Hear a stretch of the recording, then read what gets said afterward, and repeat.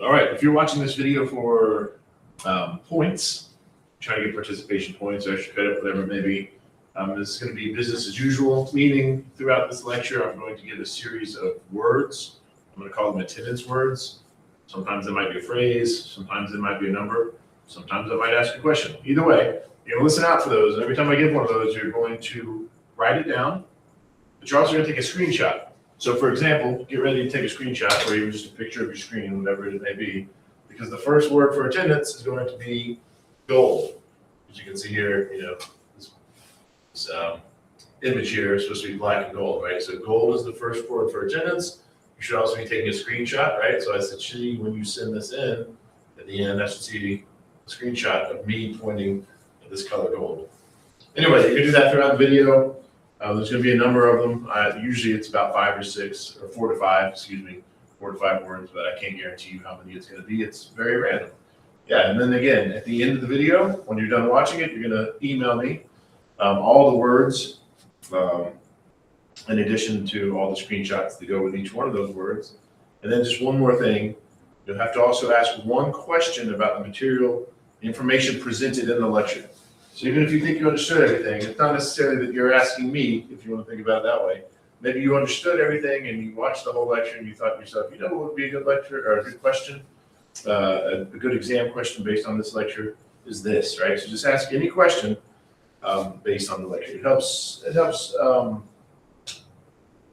not prove, but indicate, it provides evidence that you watched the video and paid attention. That's what all these things are about. Yeah, so that's it. So again, a whole list of words, one question, screenshots, send them all in at the end. The first word for attendance is gold, and it is 7:40. So if you're watching the video, we're not going to start for another 20 minutes, probably 15. I'll probably start saying some of the redundant announcements in 15 minutes. So if you're watching the video, feel free to skip ahead about 15 minutes, and that's when things will get started.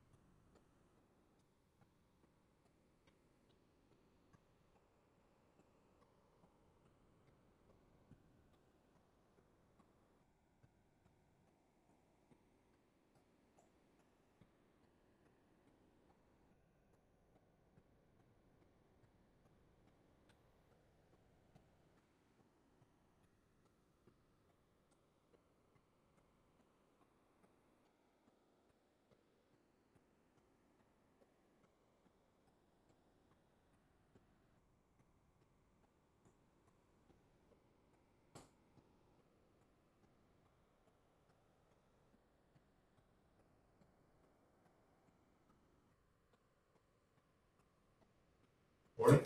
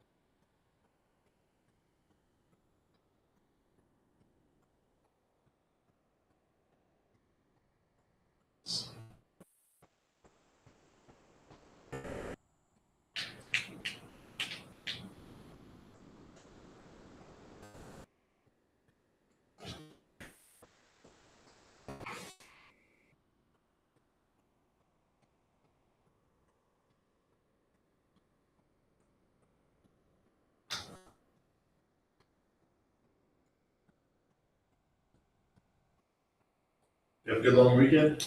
Yeah, it was good.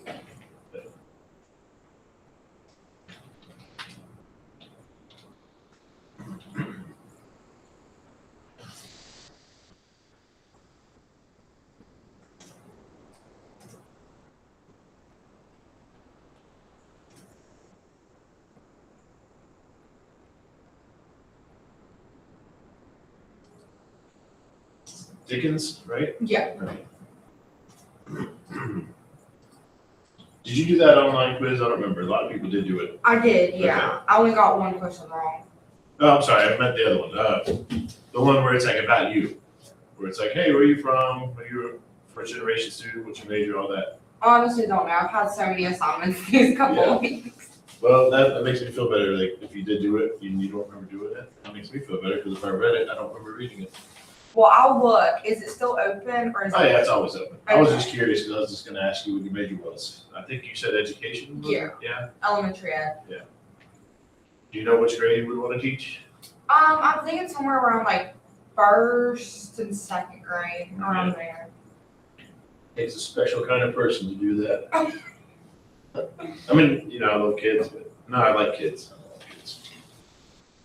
Well, I have a daughter, so I think if I can handle her, I think I'll be good. Yeah. She's sassy, Oh, one of mine is too. How old's your daughter? too. Oh, wow. Yeah, she's real sassy. She wants everything her way, and she can literally say anything you say. So you really have to watch your language with her. And her dad plays video games. Oh, so she gets some language? She gets some language. She said F off to him the other day, like to him. She does not like him all the time. Man. She's all about me, but sometimes he's like, whatever, I don't really like you today. Wow. Like, okay. My daughter, I've got 3 daughters and a son. My youngest daughter is also feisty. She's 6. She repeats stuff, but she'll lie too, though. I got called in. I'm amazed I didn't get in legal trouble.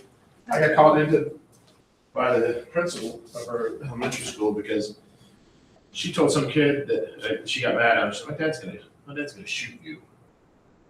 And she even gave details, like, where my gun? Well, I have a BB gun. She doesn't know the difference between a BB gun and a gun. She's like, yeah, so she told that the school where the gun was. I was like, man, she didn't know that. That's kind of scary. I'm gonna keep it secure, but still, the fact that she knew. I Yeah. was like, no, first of all, that's a BB gun. And luckily, I've had other kids go to that school, so they know me by now. Otherwise, I probably would have been at least investigated. Yeah, It's crazy. for sure. Especially you being a teacher as well. Yeah. Or then so we have stray cats in the yard, like used to. Mm-hmm. So when I had the BB gun, I would shoot near them, like shoot the fence, and it's also Yeah. it's a BB gun, so it's not gonna hurt anything. Anyway, to scare them. And she said, I guess she misremembered that too. She also told him, like, yeah, he uses that gun. He shoots and kills rabbits. And I thought, and I wasn't gonna correct her, but like, actually it's cats. Because then that That'd be explains I'm worse. not actually shooting the cats, but that's all right. So Yeah. kids are something. My other 3 kids are a lot easier. Well, everyone always says it's the second one that's the crazy one. If I only have one right now and she's as crazy as she is, Yeah. I'm hoping it's flip-flopped if I do ever decide to have another one. Because that's Right. absolutely crazy. Yeah. I think it's always different. You can't really tell based on. Yeah.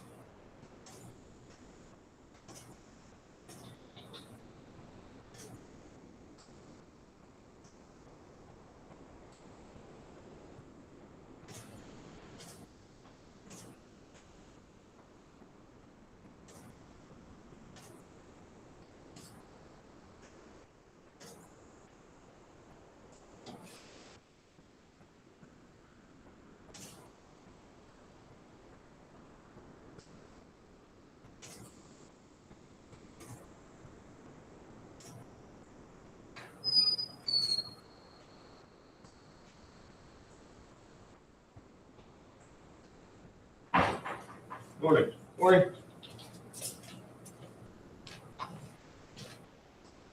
How was your long weekend? Good, how are you? Good? You said? Yeah. Good. How was yours? Uneventful, which is, in my book, good. Good to go anywhere, but my in-laws for dinner, but other than that.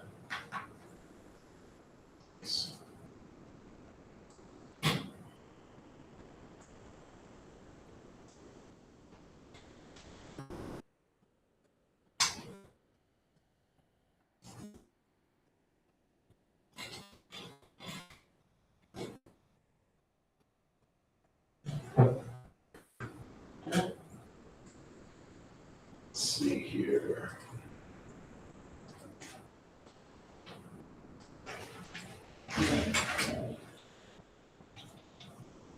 It's Lucas, right? Yes, sir. I don't know, I've asked you this, but I'm still trying to learn. Where'd you say you're from? Boone County. Okay. Oh my god, I can tell the accent. I never even would have guessed. My cousin's from there. Oh, yeah. That's why I said that. Wait, what part is he from? Good morning. I honestly have no idea. I don't go down there much, but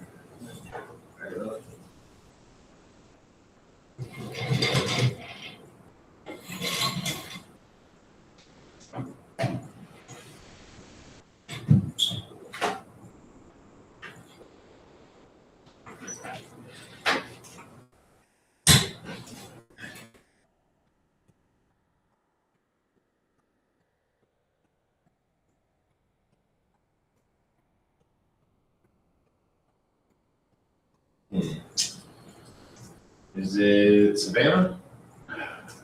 We'll get it eventually. Ashley. Yeah. And again, I know I've probably asked you this before too, but where are you from? Sisterville. That's right. Well, I live in Poco, but I went to school in Sisterville. Okay. My nephew lives in Poca, is from Poca, and is dating somebody from Sisterville. I think she just graduated. Small world. So how'd you end up in Poca? If you're from Sisterville, but going to school here? Well, so like my house sits on the Kanawha County Button County line, Okay. and I'm like 10 or 15 minutes from Poco, and we're 20 minutes from Sissonville. Oh, gotcha. So my parents just kind of decided to send us to Sissonville. Gotcha. So is that out near Doc Bailey, that area? I'm not from here. I'm learning the lay of the land. Big My Tyler. road connects to Doc Bailey eventually, but not really near it. Okay.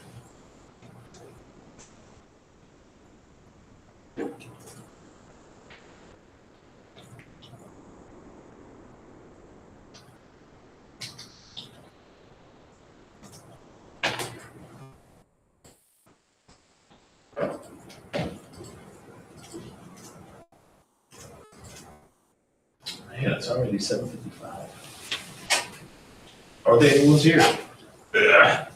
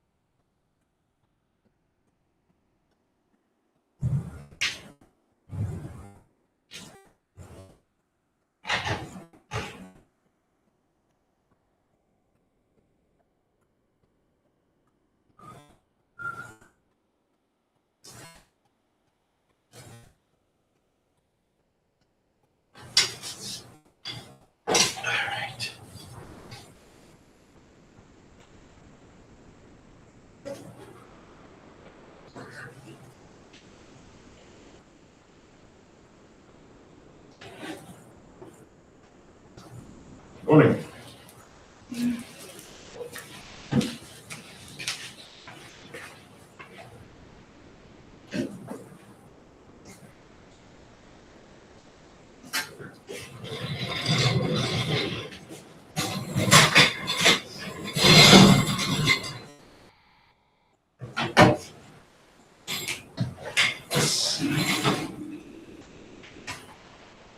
What's that? It's not Kaylee, is it? Katie? Yep. Watson? Yes. Okay.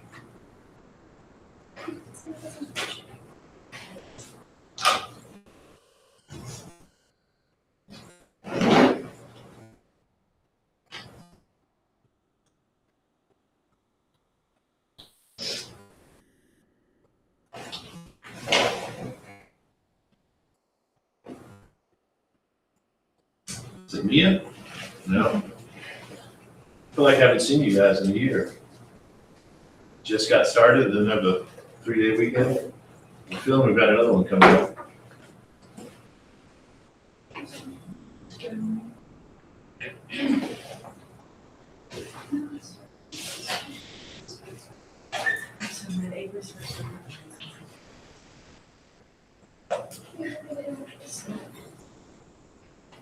Ah, it's Marley, right? Yes.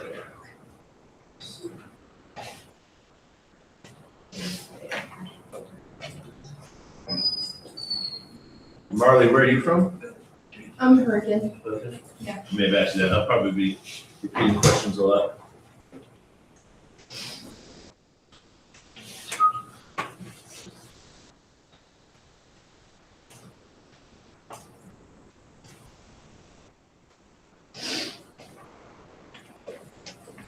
Good morning, everybody.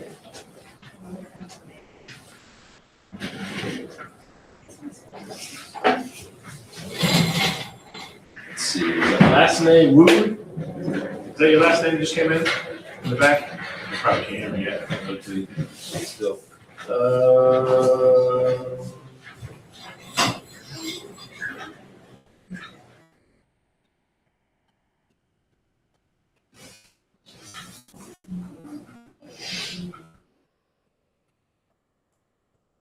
Is it Savannah? Yep. Okay.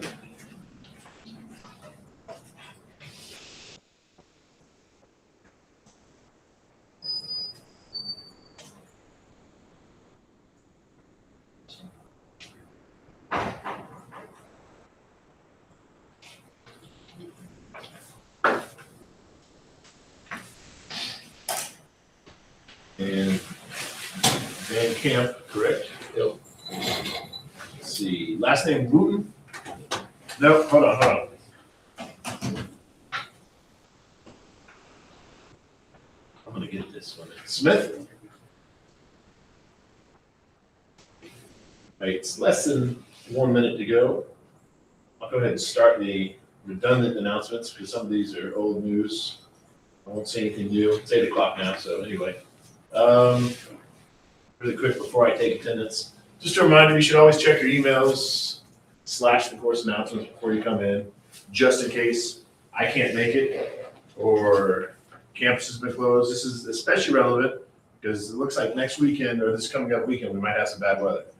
So if they can't close campus, we're gonna meet online. In which case, I'm gonna send out an email and say, hey, we're gonna meet online, here's the link, see you online. Because that's what you wanna do instead of driving all the way here and realizing that we're not having class. And then it's also not just, it might be the situation where they don't close campus, but if they close my kid's school, then I can't come in which case, again, as far as we're concerned, campus might as well be closed, because we will be meeting online. So again, even if campus isn't closed, you still need to check your emails before you come in, especially if you have to drive a long way to get here. Oh yeah, so on a related note, campus is not closed on Monday. I'm not snowed in on Monday, but you are snowed in on Monday. You can just join us online as usual, or watch the video at a later date if you want. So don't risk your life coming to class next week or anytime for that matter.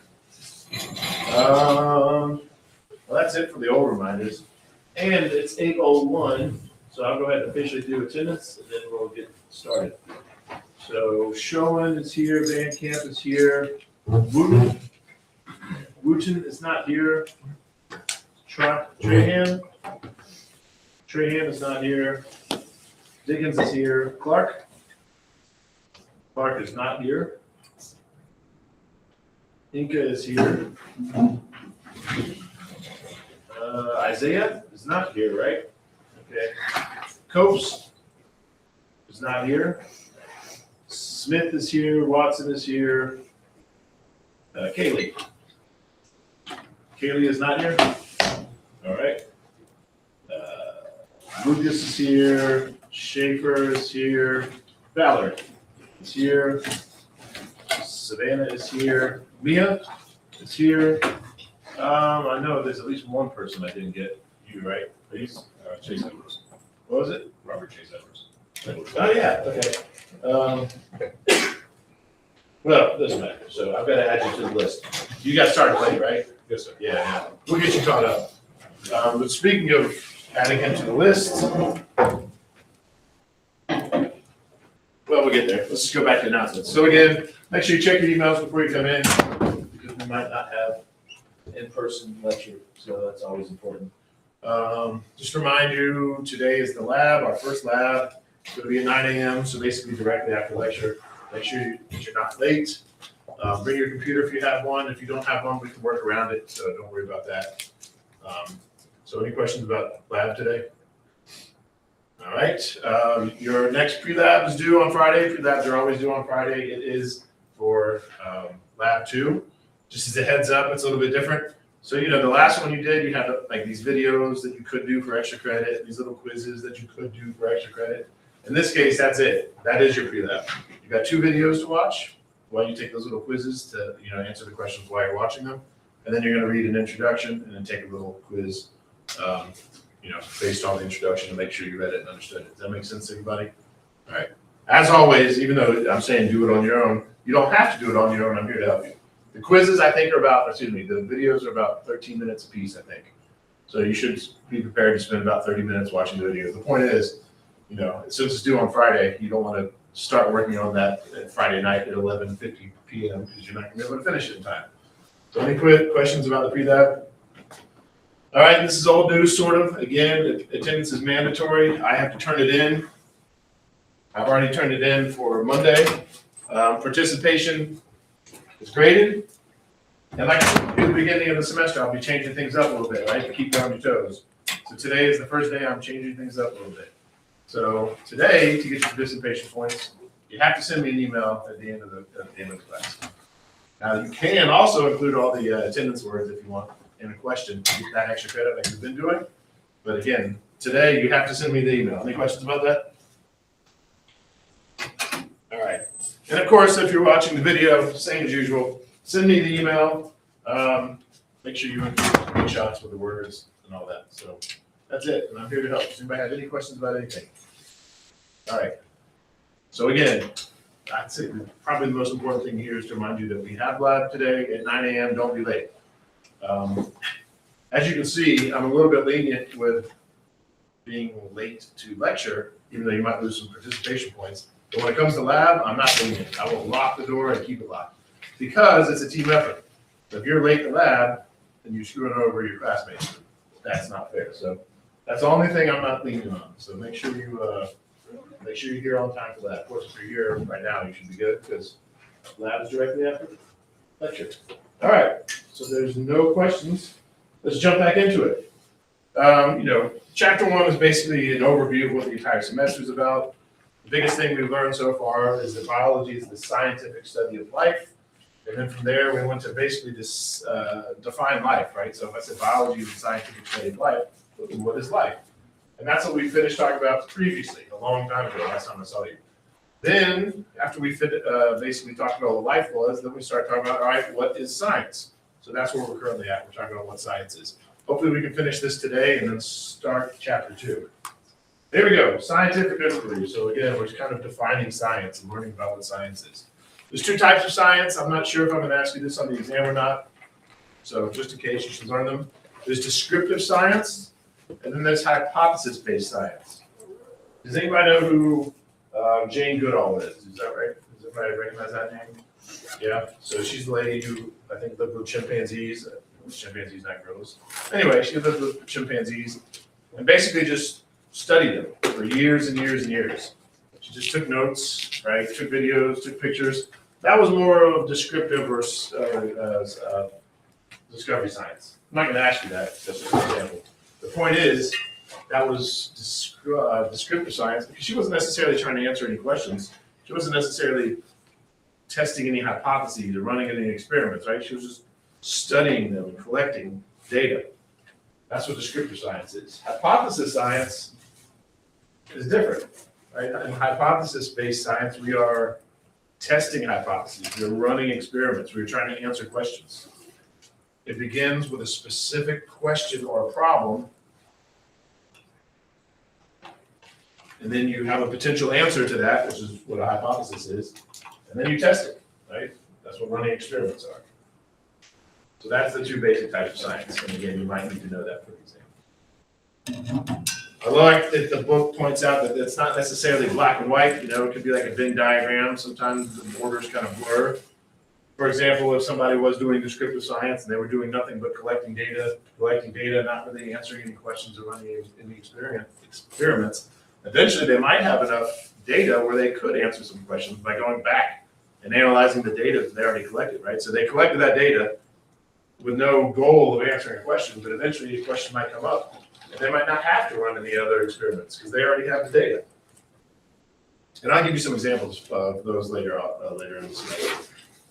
All right, so the first word for attendance, unless you watched the video, if you're watching the video, you already had your first word. For you guys, the first word for attendance is going to be overlap. Overlap is the first word for attendance. And again, to remind you, if you're here in person, the only thing you have to do to get your participation points is to send an email. But if you happen to send in these participation words or attendance words in that email, then you'll get extra participation points. Any questions about this slide or participation points? All right, now I don't expect anybody to memorize this yet, but you will need to, and you've already been tested on it, so to speak, if you've done the pre-lab. But does anybody remember the first step of the scientific method? Because that's what we're going to start talking about next, is the scientific method. Nobody remembers the first step? That's okay. You'll get there. You'll definitely need to know that by the end of the semester. Actually, before we even get into that, let me point something else out. The scientific method is just a general guideline, right? So it's not like it's set in stone. This is the way you always have to do it. And also it depends on the source. Meaning, I'm telling you this is what the scientific method is. You may have learned it some way slightly different in high school, maybe middle school. If you were to look it up right now, you might find a slightly different version on it. So again, it depends on the source, which is why it's just a general guideline. So it's important that you know this is what you need, what I tell you is what you need to know, is what you're going to be tested on. So when you're studying, study what I tell you, but also just keep in mind, it's just a general guideline, and it's not set in stone. So for example, the first step, as you're going to need to know, is observation. And like I said, it's a general guideline, because think about this, like generally speaking, other than today's lab, for the most part, when we do a lab, we skip the observation part, right? Usually I'm just telling you what the question is that we're going to answer. Now, granted, when I write those labs, I try to bring it in, like, think about this thing that you've observed in your everyday life. I try to bring in an observation, but in all actuality, when we do the scientific method in lab, it's usually we're going to start with the question. Here's the question we're going to answer today in lab, right? So again, just more evidence that we're talking about something that's a general guideline, right? It's not set in stone. So we're going to talk about all these separately. I see a lot of note taking, so I'm going to slow down but let you know I'm not going to wait until everyone's done writing this down, because again, we're going to talk about each one of these separately.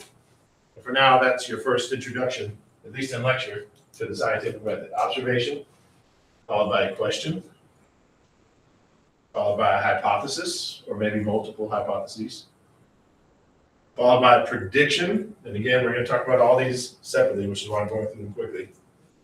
But a prediction is an if-then statement that describes how you're going to test your hypothesis. And again, when we get there, I'll give you some more examples. And then finally, the experiment, which is basically doing what the prediction says.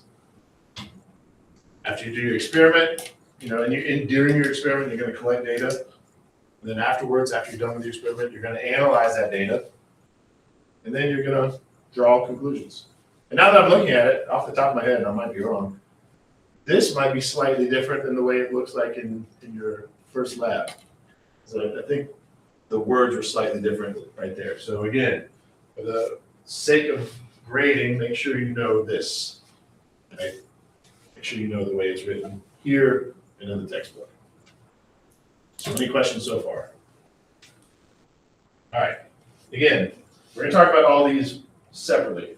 The next thing I'm gonna talk about separately is the experiment.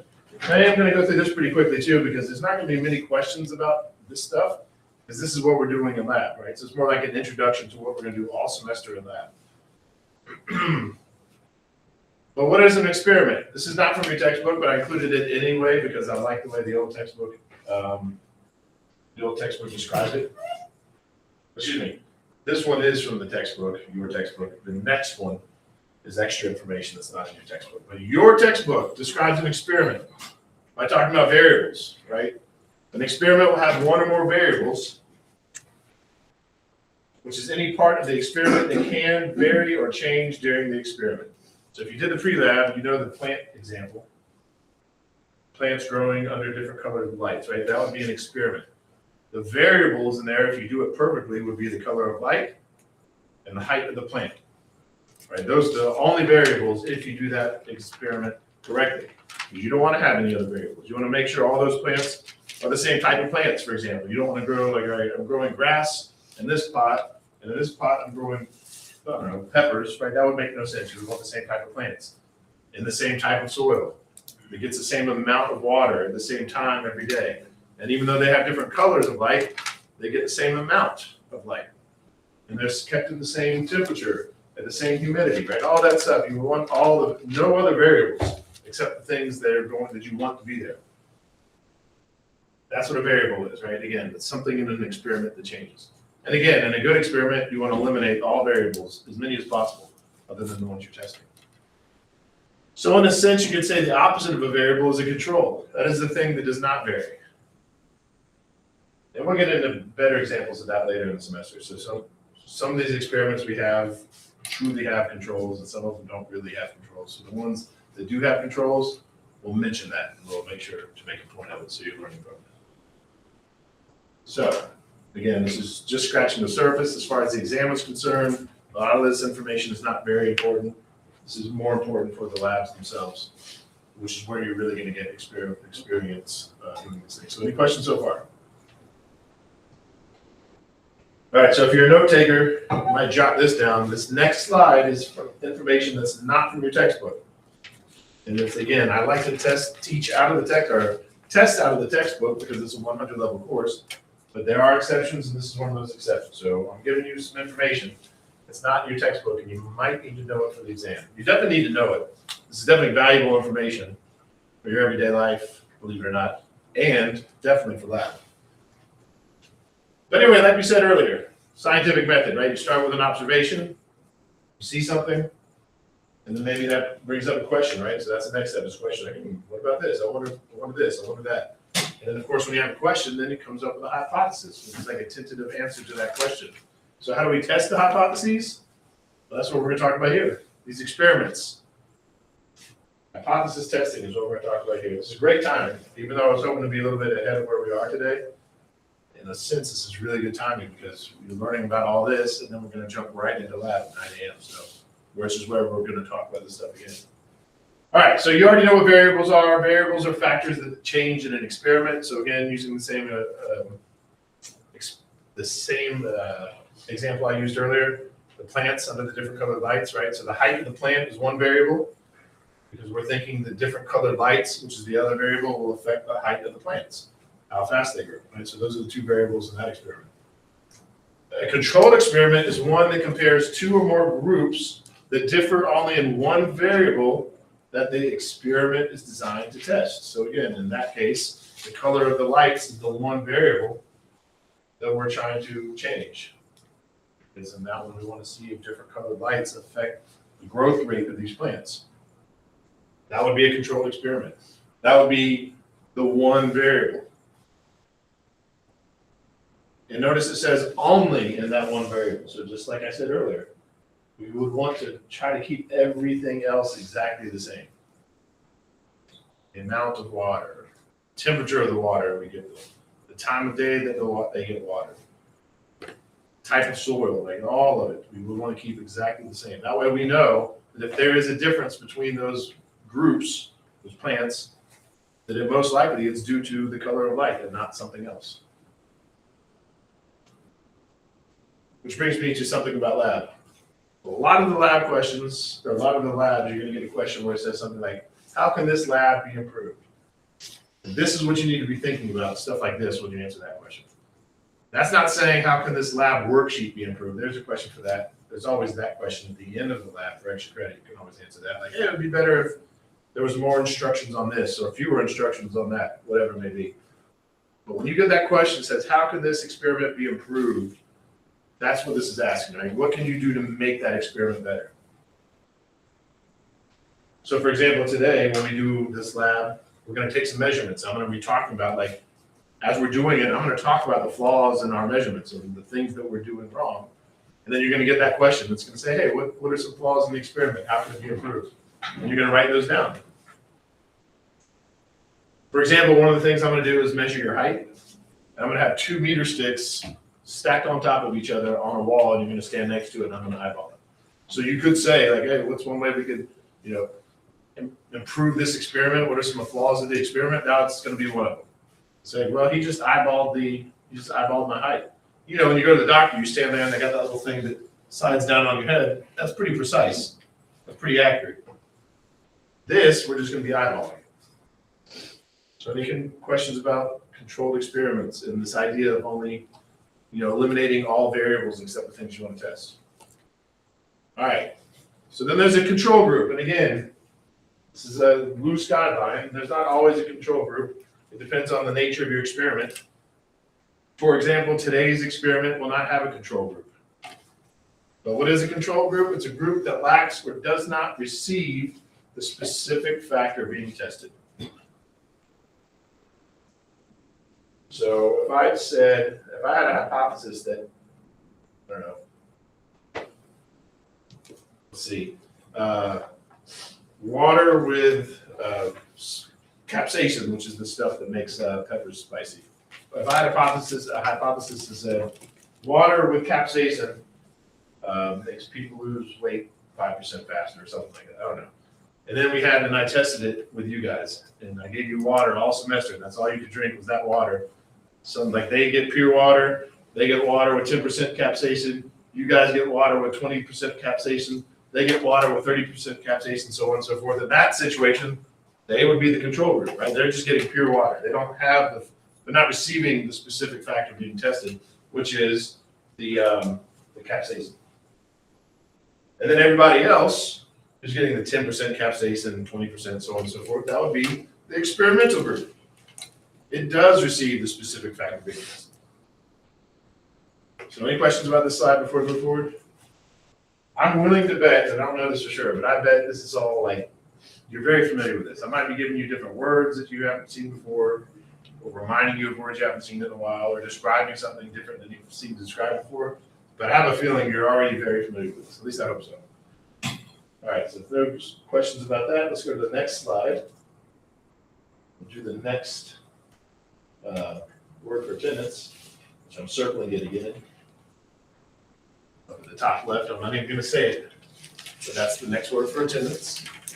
So for those of you who are here, who don't have to turn in those words, if you want to, you can for extra points. That would be your second word. And those of you watching the video, that's the third word. Anyway, this is definitely more important, and like as far as all the labs are concerned, and definitely for exams, because you definitely get this question. You definitely need to know the difference between an independent variable and a dependent variable. The independent variable is the variable whose change is not affected by any other variable in the experiment. Meanwhile, the dependent variable is the thing being studied and measured in the experiment, and it changes as a result of changes to the independent variable. So in other words, the independent variable is the thing that's changing that we control as the people doing the experiment. And the dependent variable is dependent on the independent variable. So going back to that plant experiment that I was using as an example, the light would be the independent variable. Because we control that. We're gonna control and say this plant gets white light, this plant gets red light, this plant gets green light, right? We are in control of that. And then what we're hypothesizing is that the height of the plant, the rate at which it grows is based on the color. Therefore, the height of the plant will be the dependent variable. The height of the plant is dependent on the color of light that we give it, right? So think about it that way. If you just try to use it in a sentence, that usually helps. If you messed it up, that sentence wouldn't make sense. If you got it backwards and said, the color of the light that we shine on the plant is dependent on its height, right? That doesn't make sense. Like, would slide a tall plant and all of a sudden the color's gonna change, right? That doesn't make sense. So if it helps you, put it into a sentence. And again, using that plant as an example, the height of the plant is dependent on the color of the light that you grow it under. So make sure you understand those. Another way of describing it is cause and effect, right? The independent variable is the cause, and the dependent variable is the effect. The cause is what you control, the effect is what happens because of what you did. Color of the lights in that experiment, in that hypothetical example, causes different growth rate, which would be the effect. So once again, even though I've said this a lot, I'm saying it again. A well-designed experiment often tests just one independent variable at a time.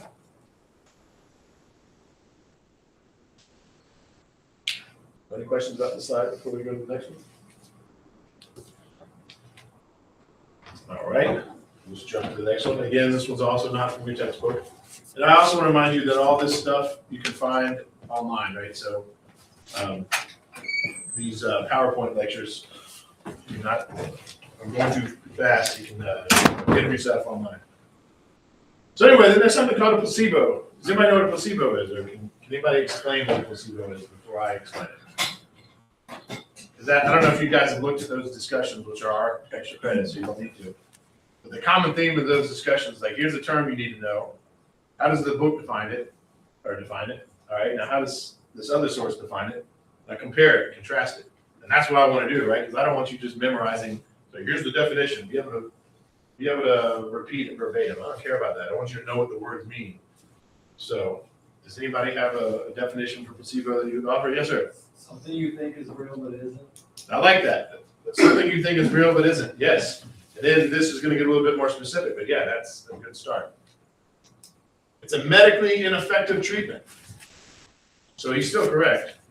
Because what happens is you'll be getting a treatment that you think is real, but it isn't.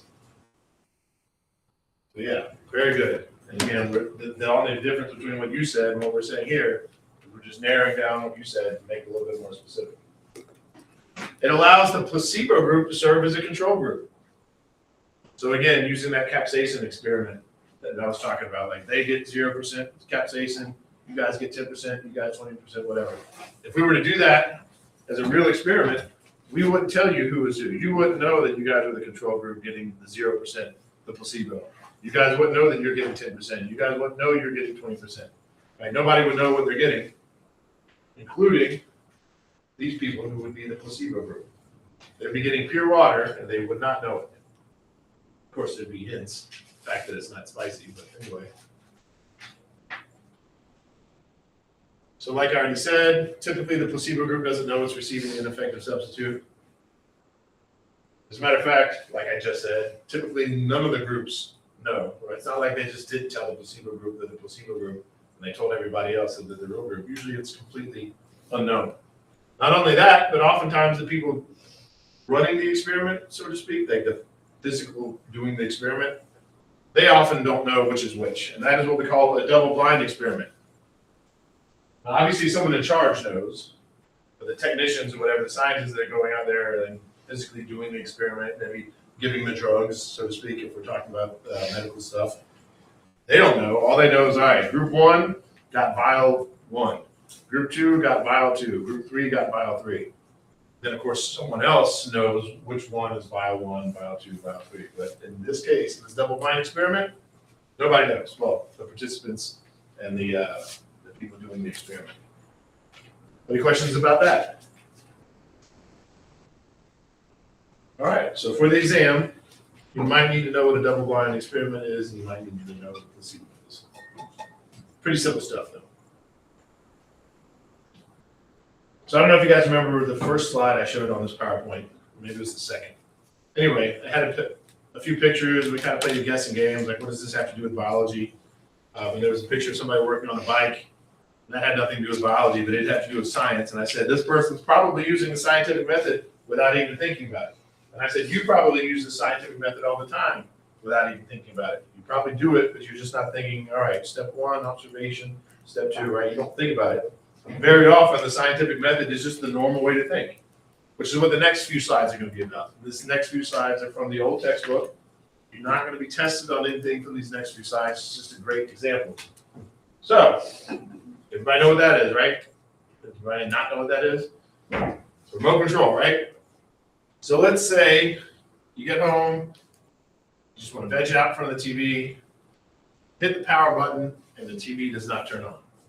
You've already done the first step of the scientific method, right? That's your observation. You didn't think about it. You're like, oh, the TV didn't turn on. That's the scientific method that just started. It's the observation. You probably didn't think that, but you did push it and it didn't turn on. So now, does anybody remember what's next? What comes after the observation and the scientific method? Or in this case, just common sense. When you click the button and it didn't turn on, what's probably the very next thing that happens, at least in your head?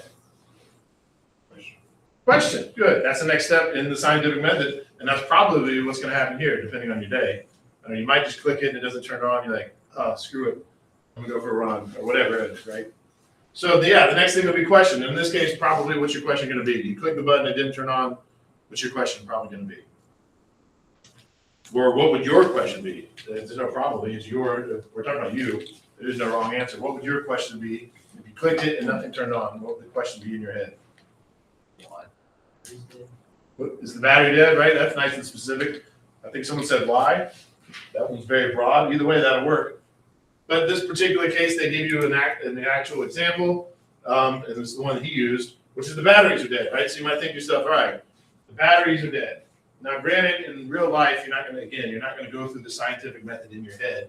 So you'll probably skip the prediction, which would be, if you're doing it correctly, if I replace the batteries, then the remote will work, right? Because the prediction is just a way of describing how you're going to test your hypothesis. And again, you're probably not thinking about it like this in real life, but this is what's happening, right? So you think, all right, the batteries are dead.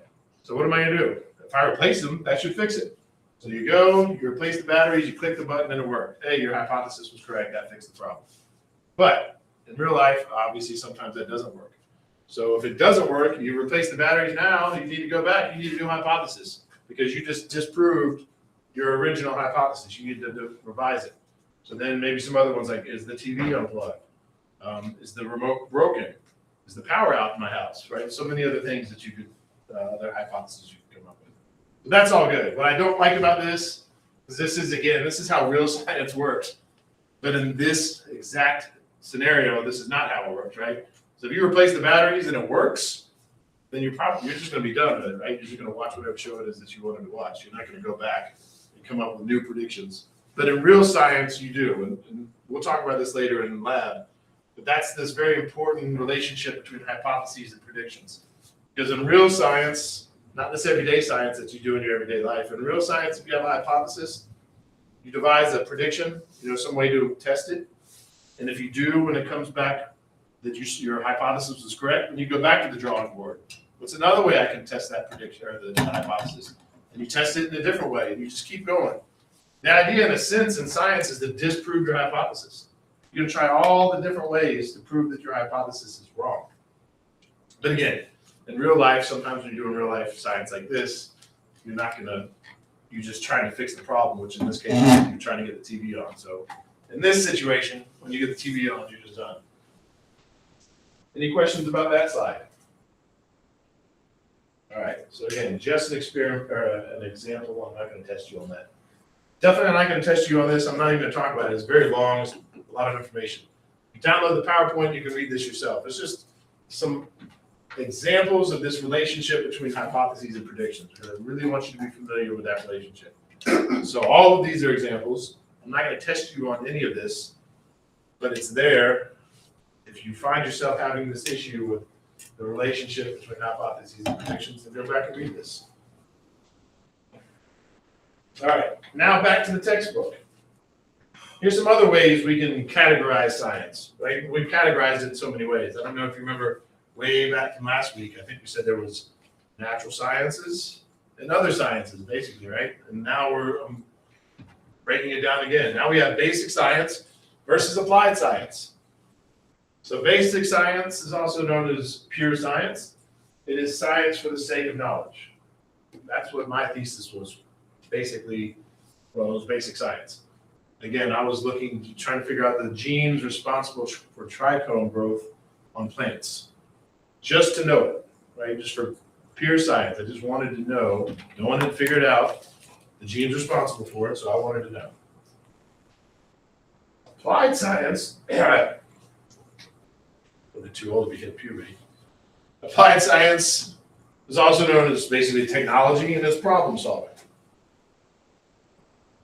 And again, sort of like the last one we talked about, which I think, the differences between observation science versus hypothesis-driven science, right? Those were two different categories. And the lines blurred. Same here, the lines can blur too. And again, using myself as an example, that applied, or that basic science that I was doing to figure out the genes responsible for trichomes, that was pure science, basic science for me.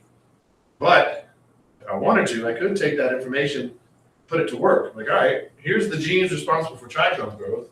So I'm going to come up with some GMO plants that produce more trichomes. That way people can use less pesticides and have better crops without extra pesticides. It's bad for the environment, bad for the pocketbook, right? So then my basic science could turn into applied science. Because again, sometimes those lines are blurred. Any questions about the relationship and differences between basic science and applied science? Okay. And we'll go on to the next slide. And again, if I'm going too fast, please let me know. I'm here for you. It's a delicate balance, because you also don't want to go too slow. I remember I had a great professor, like he was really smart, really good at explaining things. But I personally couldn't stand his lectures, and I know some of my classmates could, because he would say something, it would be like this: basic science, also known as the pure science. Did I mean that? That's what he would do. He would say it, and then just sit here and just look. Which is, teach their own. Some people in my class enjoyed that. I did not. I'm like, okay, got it. Let's go on to the next thing. So again, let me know if I'm too fast or too slow. Anyway, next slide. Let's talk about reporting scientific work. As far as the exam is concerned and lab is concerned, this isn't that important. But as far as real life is concerned, this is very important. It's very important that you understand what this is. Before a study can be published in a scientific journal, the research has to be evaluated by a qualified, impartial, and often anonymous expert not involved in the study. This is intended to provide quality control, and we call this peer review. So yes, you might get asked what peer review is in the exam. So it's not completely unimportant as far as the exam is concerned, but more important than the exam is this concept. It's very important. I think a lot of people in today's society just don't know how important this is. Especially today, there's so much misinformation, so many so-called experts with memes, videos, and they can just make these claims that might seem valid, but they haven't gone through peer review, so they very well could not be valid. Peer review is not perfect, but it's the best thing we have. Like my buddy, remember he got into a discussion with me once. He called me and he gave me some example of some peer-reviewed journal. It turned out to be complete garbage. It wasn't science though. It was, I think, a literature thing or a social thing. Anyway, he showed me this. I'm like, yeah, that sucks. But like I said, it's not perfect.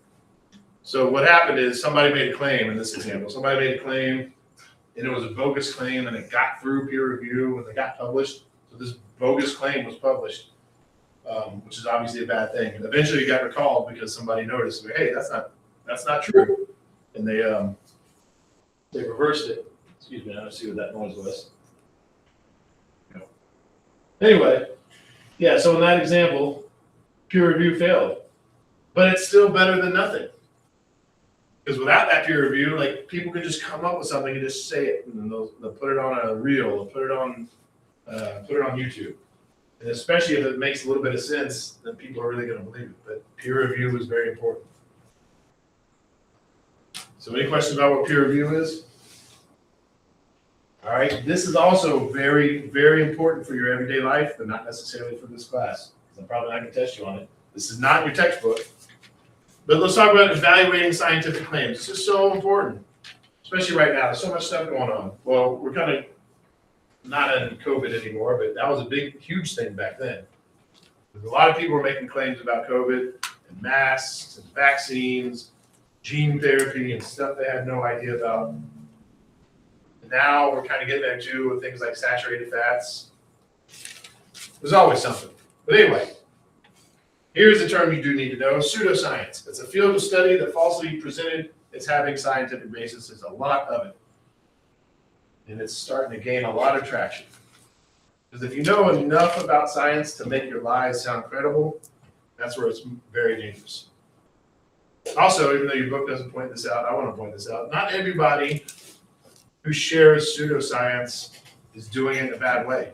Some people are just uninformed, and they learned this wrong thing from someone else, and they believed it, so now they're just spreading the information.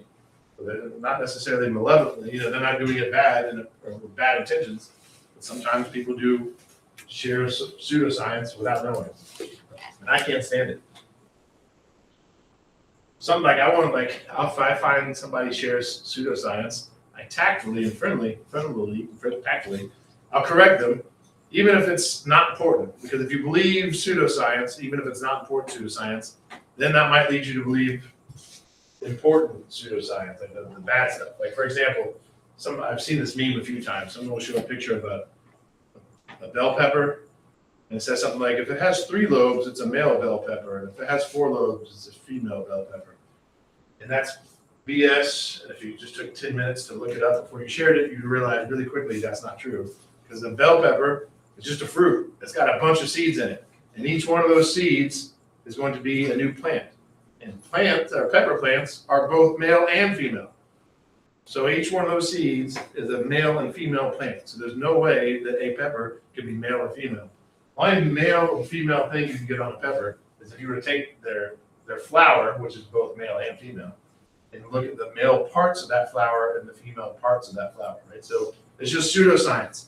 But people share it because it sounds interesting and they don't think twice about it. But had you just thought a little bit about that, like, wait a minute, every single pepper plant is both male and female. Therefore, the pepper itself cannot be male or female. Anyway, just an example of some pseudoscience. And again, that's unimportant. No one's going to be hurt from that. No one's going to be making bad medical decisions because they misunderstood that. But it just leads to other pseudoscience. So what are some red flags for pseudoscience? That's basically what we're going to say here. Does anybody know any of the red flags for pseudoscience? I'll give you an example, and then you can see what this is called. Let's say my Aunt Lucille, she's like, yeah, I'm not taking any more vaccines because my best friend at bingo, she took a vaccine.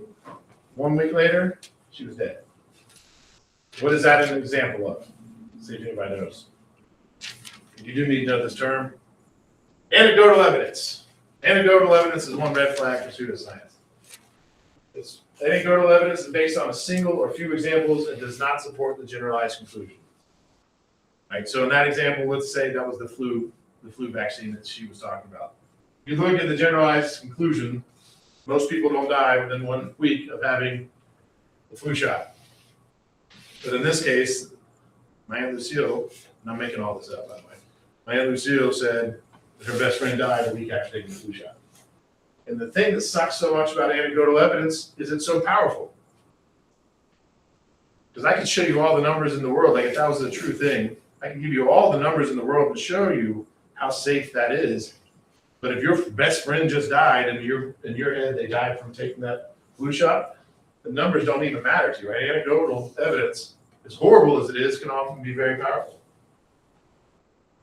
Like, how many of you are like me and you get nervous when you fly on a plane because you don't like the idea of crashing? Maybe I'm the only one. All right. I used to fix jets. So, of all people, I should not be worried because I know how it works. But I get worried and I get scared and I get knots in my stomach and I drink a lot to deal with it. But that's because that's anecdotal evidence. It's because I've seen stories of a few crashes. Meanwhile, I know the statistics. It's so much safer to be in that plane than it was getting to the airport. That doesn't help, right? Anecdotal evidence is powerful. It can overwhelm logic. Anyway, that's it for anecdotal evidence. Let's see, what's the next example? Here's another one. Source of information. So I saw something recently about when Burger King came up with that Impossible Burger. I forget what they call it. I think that's what they call it. Anyway, it's like a meat-free burger, but it tastes like meat and looks like meat and smells like meat. And I saw somebody post something or share some information about how it's bad for you. I forget how they said it was bad for you. Doesn't matter. The point is, I didn't even get to read the conclusions or anything yet. The first thing I looked for was the source of information. I found out who published it, then who the author was, and then I looked into that author. And the author of that paper that said this fake meat was bad for you was the president of the Texas Cattle Association or something like that. But yeah, so that's a red flag, right? Of course, you're saying that fake meat is bad because your whole career is selling meat, right? So you're going to look for these things. Look for the source of information. I heard some interesting things too, and I'm not going to get into it now because it's too political, but if you want to look into it yourself, there's some things that RFK has said, who's, kind of in charge of our health in the country now. He said some things, and I looked up the source, like, okay, what are the sources on this? And there were some red flags, like, okay, I can see why that person would tell you this thing. But again, to keep it apolitical, I'll let you look that kind of stuff up on your own if you want. Anyway, that's another indication of a pseudoscience. So anyway, yeah, speaking of which, the source of information, I just gave you one example, like, is there any kind of conflicts of interest? That's one thing to look at. The other thing, like we've already mentioned, is the peer review. Again, is it trying to sell you something? This is another big one too. Again, I hate to keep going back to social media, but I am. So I've got a few friends who they sell these health products, right? And then, if you pay them, they'll give you these products that make you healthy. So they're always posting stuff about how bad Big Pharma is and all these problems with Big Pharma. They just want to make you sick. They want to keep you sick, not cure you, all these things. But meanwhile, these people are trying to sell you something, right? So they're talking about Big Pharma who's trying to sell you something. Don't get me wrong, there are some issues with Big Pharma. But then they're going around and selling you the cure, right? Like, here's a problem. This is what's the problem with Big Pharma. But hey, if you buy my stuff, it'll fix all of it. Like, that's a red flag, right? There's one thing if you're just saying, we've got a problem with our pharmaceutical industry. It's another thing if you say, yeah, they're horrible, so buy my stuff instead, right? Red flags. Not to say that anybody who says that is wrong. I'm just saying these are red flags. Anyway, here's all that information in one big box. I think this is actually, no, it says it's not from your textbooks. This must be from the old textbook. Anyway, I know this is hard for you to read, but if you download the PowerPoint, you can look at it. It kind of compares and contrasts features of science versus features of pseudoscience. Very important stuff. Again, as a college-educated citizen, when you graduate, I hope this is the kind of stuff you think about. I hope you're not the kind of person who gets information, and if it confirms your biases, if you like what it says, you just share it and believe it. Think about things critically. Question evidence. Don't just believe everything that comes your way, especially, and again, like I said, confirms your biases. And so, for example, as you might have noticed, I'm the kind of person who kind of likes vaccines. So it's important for me when every time I see a new study that says, hey, this is how effective this vaccine is. Instead of me just accepting it because I want to accept it because I'm a proponent of vaccines, I still need to look at it with the same critical eye as I would anything else and look for the flaws in that paper. Look for those conflicts of interest, right? Very important. Anyway, so there's that. There's also this. I'm not going to talk about this, but if you download the PowerPoint, it's kind of like a checklist, right? So is this credible evidence? These are the kind of things you should look for. And again, these are just a checklist. These are just red flags. It's not necessarily like it's for example, does the author lack potential conflicts of interest? So going back again to that soy or the fake meat thing, right? So that was obviously a conflict of interest, but it could have turned out, I didn't read the paper, I didn't have a chance to, it could have been still a solid paper. Maybe that guy was giving solid information. It just may have turned out so happens that they had a conflict of interest, but that doesn't automatically disqualify it from being, real science. It's just a red flag. Hope that makes sense. So, are there any questions about this? All right. Normally, I would jump into chapter 2, but we only have 4 minutes left, and then we have lab at 9. So let's call it quits early. So you guys can do what you need to do before 9 a.m., make a phone call, stretch your legs. The last word for attendance is going to be lab. And that's it. See you at 9 a.m. Don't be late to lab, please. And remember, send the email. That's how you get your participation points today. And my email is up on the wall. Yep, just send me an email. All right, good question. Send me an email, and at the very least say, my name is blah, blah, blah. I'm in 10102, and I was present on January 21st, right? Yeah, January 21st? Yeah, January 21st. Do you have to send 2 separate emails? No, good question. No, if you're gonna send the emails to get the extra credit, that'll suffice, right? If you send in those emails with all the words, the email with all the words, and that'll suffice. Good question. And if you were late, then indicate that. Because I will ask, because I'll be like, wait a minute, according to my records, you weren't here.